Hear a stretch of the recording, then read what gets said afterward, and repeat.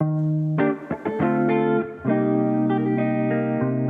right, guys, this is another episode of Turning Companies into Communities, and this is a very special episode because I've been doing these, and we have Nick, who's my co-founder and CTO, and super excited to do a little bit non-traditional episode. So say what's up to everyone, Nick. What's up, everyone? Nick, great to meet y'all. Where are you coming from? I just flew in from London. Yeah. How was that commute? Not great. Yeah. So, we were in Marylebone before, which is like really easy commute. Now in Islington, and so like 9-hour flight plus like an hour and a half on each side. Not that easy. Yeah. But yeah. Well, what are you coming in for?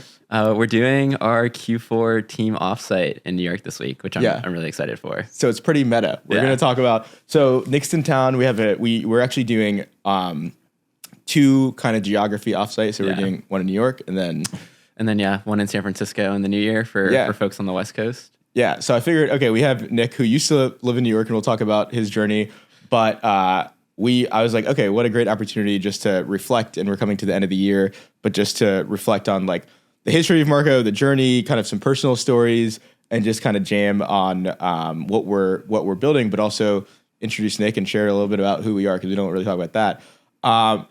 So let's start off with, rewind a few years, and maybe before Marco, right? Because I think a lot of I think there's this phrase, right? Connect the dots, and then not the liners. I'm kind of botching that phrase. However, looking back, there's some pretty relevant experiences you have around like community at work and that sort of thing. So where did you first work out of school, and where did you go to school? Let's rewind all the way from the beginning.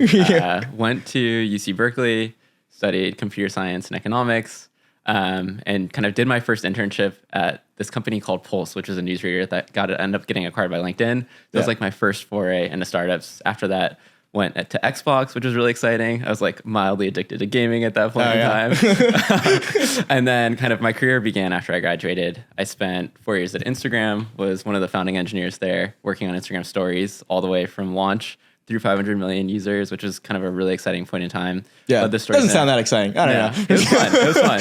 That's pretty exciting.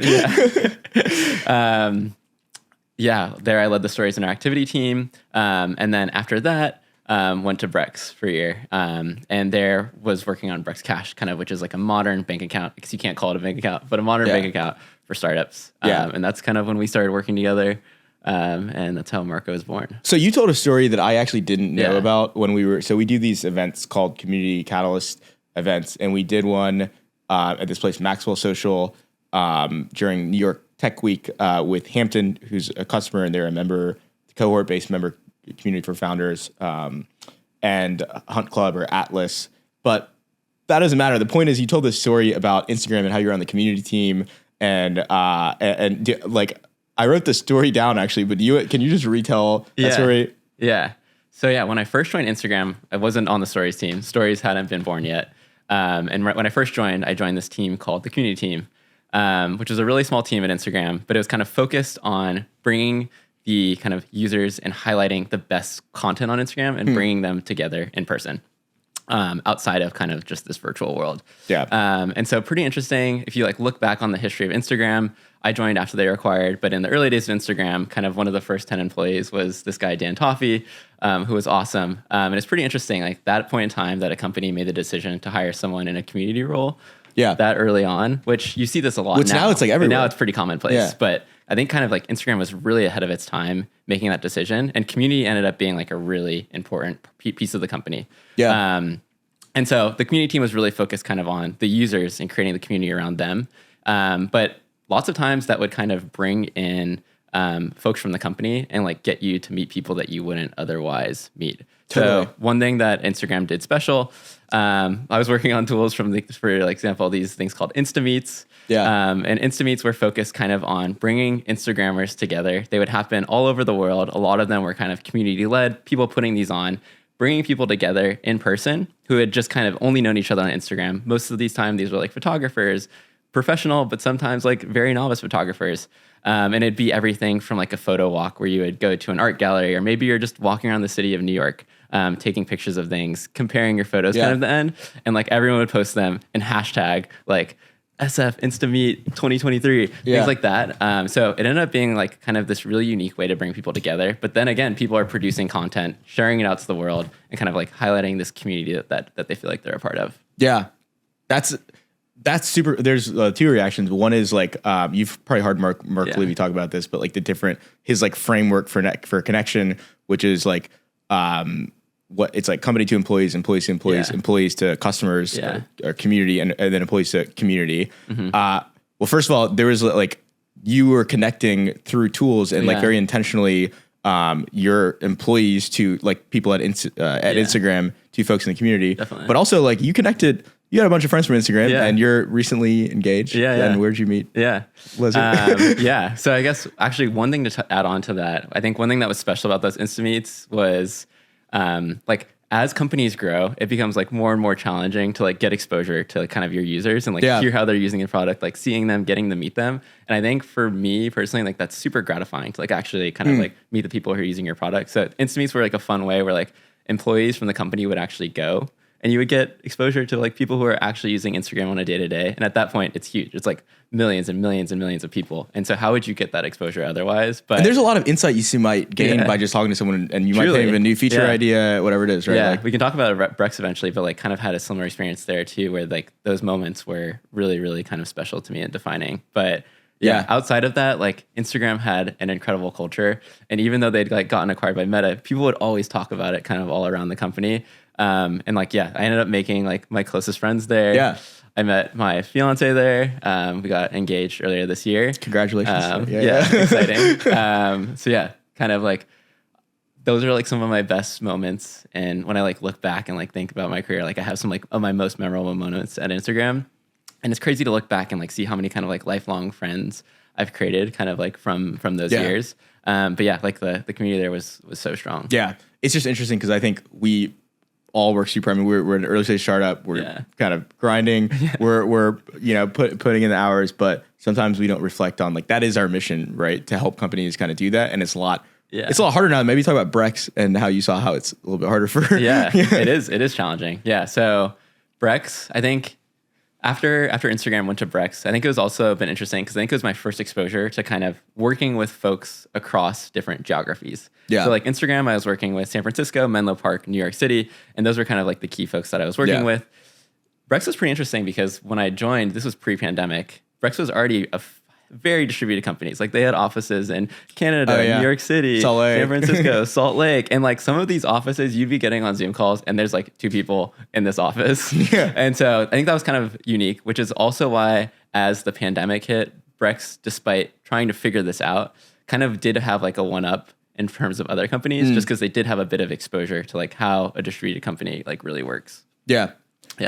Well, so I'll talk a little bit about kind of where I worked, and then I'm not going to spend kind of too much time because I've talked about it before, and then we'll talk about starting Marco. So, interestingly for me as well, so I worked at Bain after school, which is a consulting firm, and the first thing you do when you go to Bain is you go to this thing called Associate Consultant Training, ACT. And that is like, I always think back because I'm like, it was a global training and I literally am still in touch with a lot of people. Kindred, which is this home sharing company, we were their first host. I met Justine at ACT and we just like kept in touch, right? We're 10 years now. There's folks who've invested in Marco that I met at that training. And it's just interesting because they were very intentional, and Bain has been voted on the top 4. I was looking this up last night, on the top 4 for Glassdoor's best place to work for 15 years. Which is pretty insane. It's insane. And then you realize they spend a lot of time thinking about this stuff. I was even talking to someone at Bain though, and they're like, that's a lot different now because people aren't, even though they're probably more in office, are facing challenges in terms of like, building connection because people are more digital and so forth. I then worked at SoftBank, which is kind of a shit show, and that's a whole other podcast. But yeah, like, I mean, I think it's interesting because in some ways we had great aspects of the culture because like I was very close. A lot of folks, Austin, who was at Ramp afterwards and started a company, and Ben, some of my closest friends. But then there was a lot of, team dynamics that were kind of challenging. And so basically I bring this up because like, I think culture is so important in terms of like getting people to want to work somewhere. You can pay someone, you can, give them challenging work and all this kind of stuff, but you're going to do your best work. I mean, you were successful at Instagram. You also gave a crap about what you were doing there and all this kind of stuff. So it's important. which leads us to starting Marco, which it's funny because we're going to like intersperse some video here. People are like, oh, smart. You started like a remote work company, an offsite company that's like pretty smart. I'm like, no. It's just like some super, by the way, even that is like challenging, but I'm like, so basically the story is one of the things I was excited because I was talking to Abby, who we just hired, and she's like, so how did Marco come about? And I was like, oh, people have no idea it's what. Like, yeah, do you have 30 minutes? Yeah, like, do you have like, we did have 30 minutes, and so Abby, so I was telling her, so basically what happened was I was at SoftBank at the time, and I was working on the consumer tech team, working in travel, and I was like invested in a company called Get Your Guide, which is in the experiences space. Ironically, we're talking to their team later this next week. So it all comes full back circle. But I was like, oh, wow, this isn't really built for like the modern consumer. Right. And then I ended up leaving SoftBank because like I look back and I was like, man, I was kind of an idiot. But I was just like, hey, I'm going to figure this out. And then someone was like, oh, you should meet this guy, Nick. He had at that point you had left Instagram. This is pre-Brex. And I basically found you this like pre-party for a Rufus the Soul concert. I was showing you this really ugly deck, and you were like, "Who are you?" This is the first time I ever met you. And what did we end up building? It was consumer. You can talk a little bit about the product that we ended up initially. I think like the reason why we hit it off initially was you were showing me a deck, but then I also had like some tangents too, where I was like, "Oh my gosh!" I tried to build events at Instagram, exactly, which was like Instagram should be like a great channel for events. Like 100%. Facebook events was dead. Instagram has this beautiful push channel where like you actually like respond to messages. It would work great in DMs. You could even like post an event to your story, and then never took off. And then it just got totally like leadership didn't really allow it to go on. We never were able to like make progress on it or ship it. Seems like it still seems like a good feature. Like Instagram wants to build it. I think it might work. But kind of that's what we aligned on. We're like, oh my gosh, we're like both trying to do this like exact same thing. Yeah. So basically we try to build this consumer social thing. And I still remember we were in Tahoe. Yeah. And there was a big snowstorm, and then we were getting all these news updates about do you remember this? Yeah. We were getting all these news updates, and we were like worried about skiing the next day. We were like there, and I was like, oh, I wonder if we're gonna be able to ski. And then the whole world, like I still remember, I was like, wait a minute, this is kind of a shit show. Yeah. And I was just thinking about this last night. I was writing stuff down. I was like, that's the moment. And ever since then, we were just kind of figuring it out, right? Yeah. So then what happened was we then created a text channel and started just doing these random virtual events for like random people. And then I remember someone was like, could you do this for, I think they worked at Cisco or some like super old school tech company. They're like, could you do this for our team? And I was like, oh, you're going to pay us for it? Because we weren't making any money. Yeah. And we were like, wait, not a 30th birthday party? Yeah, exactly. Yeah. Literally, people were so bored during COVID that 100%, it was like a 30th. Oh my gosh, that's wild. Imagine doing your 30th birthday party on Zoom. It's been a while. So then that all happens. And then it's kind of, the thing is, like, if you step back, it was always called Marco. Mm-hmm. We were always focused on connection. We were always focused on, eventually, initially it was in-person connection. And then I guess it all comes full circle. But then I want to tell a couple stories. So basically, we started focusing on virtual events. And basically, we just built like a very lightweight kind of like website. And we started selling virtual events. The story I'll tell is like, I remember delivering paint kits to people in San Francisco in an Uber, and I was like, "What did I do? Why did I quit my job?" But I remember being maybe talk about like being to Mexico in the cave with Chris, and then still peak pandemic. We like made our way to Mexico, middle of absolutely nowhere. Yeah, but we'd evolved since then. We were like no longer selling to companies on a PDF. Yes, that was how it started on a PDF. We had this website, and we were like trying to package these holiday parties. That's right, and sell them to companies. And we also tried to create some hype around them. We're like, oh, there's only 10 left, and we were like making up numbers. We were like, there's only 9, only 8, only 7. They were unlimited, by the way. They were unlimited. We were like, great idea. And then, some of these, like, we ended up doing like Bane's virtual holiday party, like what, 700 people? Oh, yeah. It was like a ton of people. I remember you were like manning the tech of it. Yeah. And I was kind of freaking out. And we had like it was kind of fun though. It was kind of fun. Yeah. We were just like in Mexico setting up we were like using all the streaming tools, like setting up StreamYard, putting this on Zoom. Like RIP, StreamYard, Hopin, all of that. Yeah. Wow. Times of shit. By the way, this has all happened in 3. It's like the amount of things that we've kind of learned and iterated and done is insane. And then, well, you moved around a lot too. Like, cause you live SF, we spent some time together. Yeah. New York. I was here for like the last year and a half. Well, LA, in and out of LA. London. Yeah. So where do you live now? You're London. Yeah. But I mean, realistically, this would not have been something that would have like ever crossed my mind 3 years ago. Totally. Like being something that like you could feasibly do. That's another point, which is like, it is nice that you have flexibility because your partner's in London. Yeah. You can come back here. We can spend time. You can also build. There's a lot of collaboration tools where you can build stuff with. I mean, where is your team? Yeah. Where's our team? I mean, like our team is like all over. Yeah. We are truly a remote first distributed company. Yeah. Which is ultimately like why we really do need our own product. But literally. Just in terms of like the product team, it's like we have folks in Los Angeles, Mexico, Brazil. Yeah. And so just like that alone is already really scattered. And like 10 cities in the U.S. Yeah. We're actually in Philippines. In the Philippines too. So it's like, even for me, when I'm in London, I'm kind of like, we're all trying to figure out like, okay, what are like the norms around working hours and what should we try to like peg on? It's like, I try to focus like mostly on like East Coast time, but it really kind of depends on teams and like where folks are kind of located. You know what's interesting? I just talked to Lauren, who's the VP people at Sanity, which is a tool you use. They're 50-50 now in two geographies. Basically, she's very thoughtful, like people leader. Everyone's trying to figure it out. Mm-hmm. We're trying to figure it out, right? But you talk to the least sophisticated or the most sophisticated people. At least the most sophisticated people are trying to figure it out. But it is I always say like, hey, I think this is like a paradigm shift. You used to have 90% office occupancy. Now you have 50%. Completely changes the commercial real estate market. Now people are spending more on T&E. They don't actually know how much they're spending. All this kind of stuff, which brings us, I guess, to the chapter now, which I call like the current state. We're figuring it out, but there's like a market starting to form around this.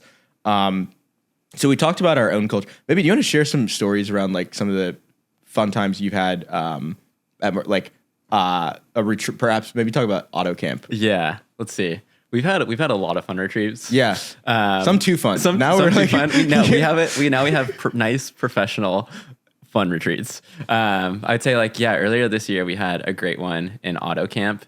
And yeah, that was like my first time going to an auto camp and also my first time in Joshua Tree. Yeah. It felt really special. Auto camp, for context, is kind of this place where they have these beautiful Airstreams in kind of remote locations. So they have like one up in the Catskills in New York, one in Joshua Tree. And these are like pimped out Airstreams. Yeah. They're awesome. So like Joshua Tree is just beautiful. It's like sun's coming up over the horizon. It wakes you up in the morning in your Airstream. You like walk out, it is get a insane. Coffee. We went on that hike. We went on the hike. That was lovely. And I think like, being able to like get off the property with your team and just kind of like hike, walk around. We had a lot of conversations that brought back like some of those like water cooler moments where we're like just chatting. And it's not like anything even tailored around an event. We're just kind of like out there in the wilderness talking about so many different things on a little hike together. And so I think that part was really special. We also like took the team to like a saloon for dinner. That was actually super fun. Super like, fun. Who the heck are these people? Yeah. It was like a bunch of town folk. A bunch of town folk. Yeah. But that is actually a good point. It's like nowadays, I mean, even with me and you, right? Like I have so many meetings. You have so many meetings. You're writing code. You were in these little Zoom box. Mm-hmm. Even when you're together, by the way, I was working with Oliver, who's a coworker. We actually went to yoga today, which is why, by the way, this is why he's at my apartment grabbing my stuff right now and taking a call in the meantime. But those kind of moments are great because like otherwise we were in a WeWork all day and I was literally on calls the whole time. Yeah. And he was like, dude, should we chat? Because I'm literally in town from Salt Lake City and we haven't like had a moment. So I think it's even challenging if you're together because then you're like, that's why we're having a no laptop open day at Thursday because the worst is like you're in together, but you're in the same office, but like actually everyone's in these like conference rooms and they're not talking to each other. So I guess my point is like, having the time, because by the way, you might think of a really good idea just shooting the shit and taking a walk. Definitely. Yeah. As opposed to being like, I have 30 minutes to come up with a good idea. Yeah. So anyways. So one of the things we're focused on at Market, which we kind of figured it out. I remember we were at a WeWork and we heard about companies doing kind of offsites with their teams. And we were like, that seems like an interesting concept.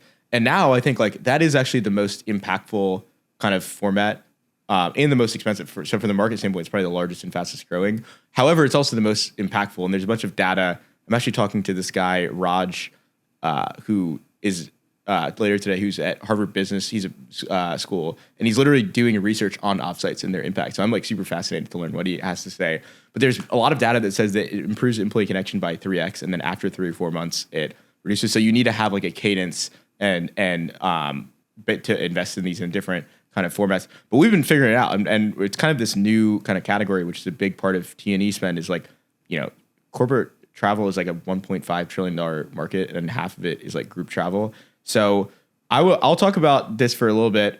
We are having our own. The last offsite we went to was at Shady Villa, which is outside of Austin. Some of the best sessions we find. It's not for us. It's like actually quite productive sometimes, or not sometimes, but like it's either team building, solving a product problem, something like that. So one of the favorite sessions from there was like actually intention setting. So talking about our mission and so forth.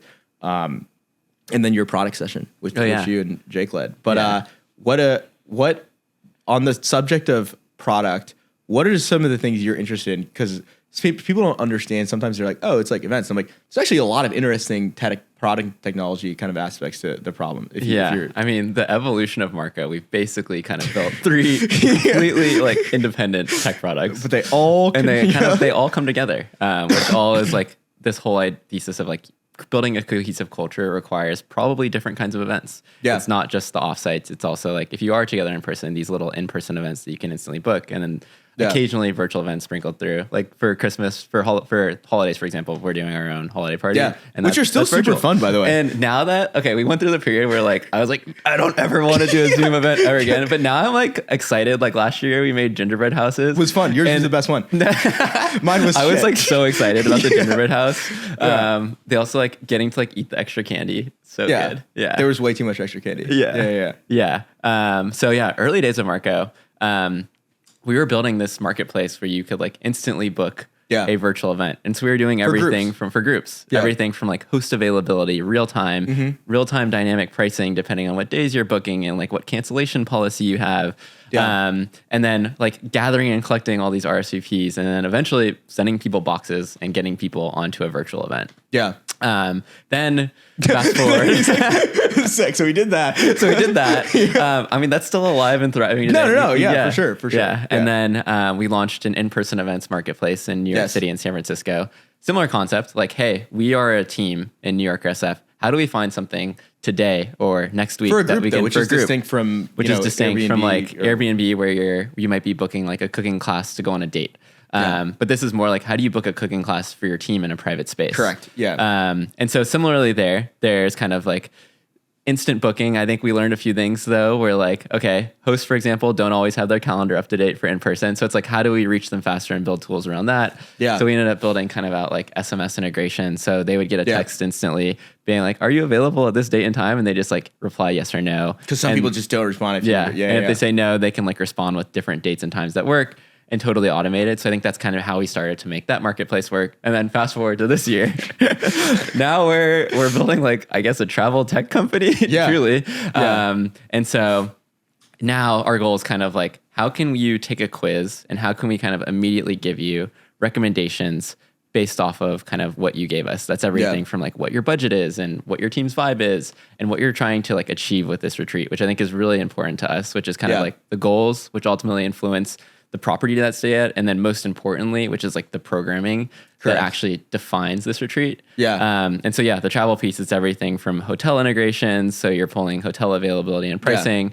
We're working on things like budget calculators, using historical data to actually give you kind of like ballparks on what these things would actually cost. And then most importantly, I'd say is like kind of like the guest experience. Like that's the booker experience, but a really important piece is exactly. The There's experience. 2 product services. And so there we're kind of building out these beautiful landing pages. Shout out to our designer, Jake. We actually have like, I'm going to grab a video and it looks absolutely sick. It looks so good. And I'm so excited. No offense to Partyful or Luma, but early next year. It's like Partyful and Luma. Those are great tools, but really like the complexity of hosting a retreat, you can't really do it on Loom or Partyful. You need so many complex features. And there's like features. Slack integrations. There's like and travel Slack integrations, complex itineraries that change and people need to be able to like update them. There's also the concept of like finding out what interests your team the most. So you're like taking polls and sending out recommendations. And I think that's something that we learned a lot this year is that like building an offsite for a team is a really kind of collaborative process. Yes. To find out what's the best fit, not only for the booker, but really for the team as a whole. Correct. Yeah. What we'll go to like broad reflections on Marco and company building. But yeah, I think one of the things that's interesting is like if we go back, we've still been focused on the same like the big meta problem, which is like so this podcast was like turning companies into communities. And the reason that we kind of semi renamed it is because initially we would just interview people leaders, which are amazing, but then you realize like there's actually like a huge community aspect, which could be like someone in marketing or could be like a community leader. And really the bigger meta theme is like around community. Then you're like, well, how do you connect a company? And that's always been our mission. That's our explicit mission at Marco. And then you realize that it's completely changing, right? Like, so that's why I was like, we should probably walk through this because like literally in the past 3 years, it feels like it's been a fucking decade because it's like, you're like, first of all, we built one product and then, well, by the way, the whole world changed. And I'm like, geez. But the most interesting part is like, we are living in this kind of paradigm shift and things are changing. And there's certainly things we could have done differently, but what I am proud of is like, we're still in the game. We're still figuring it out. And we're truly very interested in what kind of customers are saying. And one of the things they're saying, and one thing that we're observing is people are going from being reactive and like, oh my God, like our team had never met each other. This is completely crazy. To being like, okay, we're going to spend on this. We need to figure out how to do it. It's really tough to do ourselves. I don't call ourselves a vendor. I call ourselves a partner because it's so like intrinsic to a company, their culture. They're like, I can't mess this up, right? This might be the only time my team sees each other. But it's not just like, people on a notebook or notepad. There's a lot of product and technology that goes into making that work and certainly making it scale. Yeah. So that's kind of what I'm excited about. I'm probably the most energized about what we're building. Because I remember when we were first fundraising, people would be like, virtual events, like this could totally not be a market in a year. By the way, they were right. However, what emerges is a new market, right? So the underlying problem, I guess they were like, people could just go back to the office, which objectively hasn't happened.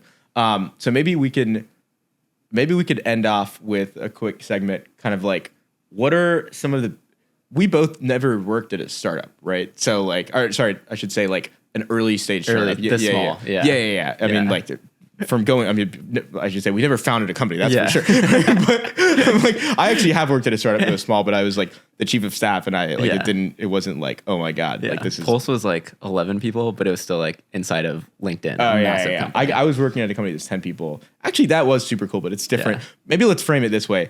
What are the biggest learnings you've had or learnings or challenges as a founder? You go and then I'll go. And then we'll do biggest like kind of like things you're proud of maybe. Yeah, this one's tough. I think something like, let's see. I can go first. Yeah, hit it. Yeah.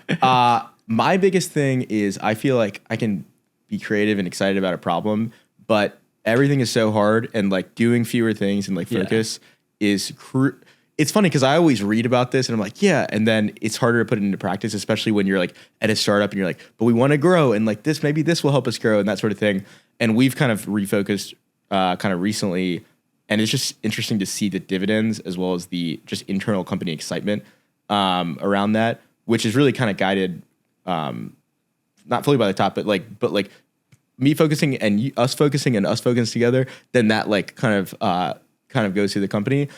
And the other piece that's the biggest learning. So maybe I'll go with that one. Yeah. I was originally going to say focus because it's a really big thing that we spend a lot lot of time talking to each other about. Yeah. And I mean, kind of like going into next year, if you like said, what's our biggest priority? It's really kind of around like this having fewer priorities, and really kind of like focusing on one and having like really clear kind of like metrics around it. But yeah, I'd say for me, I think having come from a lot of big companies, a lot of folks will say this, but typically at bigger companies, like you kind of like over-engineer things and overthink things. And I think one of the theses at Instagram that they talked a lot about was like doing the simple thing first. But when we think about doing the simple thing at scale, like at a company like that, it's not the same. It's not the simple thing. Yeah. But here, I think that's one thing that we've really done is trying to think about like, what's the simplest version that we can kind of like get out and get into a customer's hands and then really start to quickly get feedback on before you start to iterate. And I think that's helped us a lot because we spend a lot of times building things sometimes that we think might be the right thing or someone says that they really want it. Yeah. And then once you get it to market, it's not actually the case. They were just like really jazzed about it when you're talking to them in a user interview, but then once you ship it, no one actually uses it. Yeah. And so I think we've been trying to break that cycle and get like small things out early and give it enough time to get feedback on. Yeah. And then really kind of like start to evolve on that. Yeah. What is something that you're kind of proud or excited about? Let's do personally and professionally for this one for the next year. Ooh, personally for the next year. Let's see. Speaking of community, I'd say like a recent community that I picked up. Like I've been like a big cyclist my whole life. And then recently moving to London, when it rains a lot, the weather's actually not that great for cycling. Unless you like being really cold and wet. So I picked up running and I joined this community called Tracksmith. Which is like a high-end running brand, but I'd say like this is like one of the few companies that like they invest so much in community. Really? And there's like over like 200 people kind of in this group in London. And yeah, there's just like this leader there, Amrit, who creates all these amazing runs to all these unique parts of the city. Like a few weeks ago, we ended up running to kind of like the cliffs of... I saw that. That looks sick. Like Brighton Beach outside You take a train London. And then run? We took a train, then we ran to the water. And like we all like took over a restaurant, had fish and chips together. Wow. And some like great highlights around that. So I'd say like a personal goal for me for next year is I literally just started running, but I am gonna try to like run my first marathon next year. Just started running, but you're like really good. It's like, like I can say that. Like I'm like run 4 or 5 miles and I'm like, nice. You're getting like 7:30 paces per a half. I mean, you're pretty good. Yeah. Yeah. But okay, it's a great accomplishment. I'm just saying you're pretty good. Yeah. So that's a goal for next year. It's like my first foray kind of out of cycling. Have you signed up? I haven't signed up for one yet. I'm still deciding which one to do. Yeah. But yeah. Professional goal? Ooh, that's a good question. I'd say I think like the biggest professional goal is like really, we're starting to have like such strong traction in offsites, and it's really kind of like making, we there's so much to do here. Yeah. So I'd say kind of like one piece that I'm really excited about professionally, a lot of these things weren't really achievable a few years ago, but like AI has come along so much that I really think it can help us scale our company with like the same number of folks. We've been pretty constant in terms of headcount for like the last year or so. Yeah. Yet we've like continued to grow and scale this company. Yeah. And I think for us, like a big piece is kind of like starting to move some of this with less humans. So for example, like how do you like create the ideal itinerary and start to generate some of these? Totally. And eventually this even goes on to like, how do you communicate with hosts and vendors? And super interesting. Conversational stuff is going to be super helpful. It's going to be super helpful. So I think there's a lot of huge unlocks there for kind of like what we can do with our team. And I mean, a lot of the stuff like literally wasn't possible like 9 months ago. Yeah. So I'm kind of like really excited for that piece. Yeah, that's a good answer. Let's see. Personally, what am I excited about? I think I'm like, this year was pretty stressful for me, honestly. Yeah. Like, I think I didn't feel very balanced. I knew I wanted to, but just like honestly, like work bleeds into life. And I was just like, kind of like, cool. Like, what are we going to do? How are we getting to the next step? And I actually feel pretty good about where we're headed towards from a work perspective. And I want that balance to kind of go into my personal life. So like, just came from a yoga class. Like, I'm going to Santa Teresa for the first week of January, and I'm just going to like do a lot of like, I'm going to be working there, but I'm like chilling. So I'm like probably take some surf lessons and like do some yoga and chill out.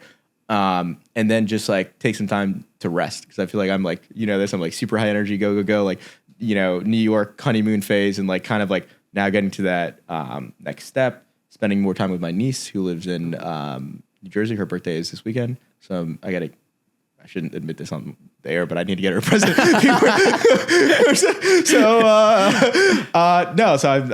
That's good. And it's been exciting to see my brother, kind of as a father. So that's cool.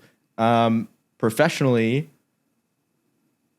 yeah, I just want to, I think it's like every year is a new kind of like, oh, let's do this now. And like, now I'm like, this is what we could do for a little bit. So doing that and seeing like kind of more kind of team kind of cohesion, getting to the next phase in our company. I think we will probably be growing this year. So doing that in the right way with our own culture that, I think we are kind of redefining as we kind of mature and scale as people.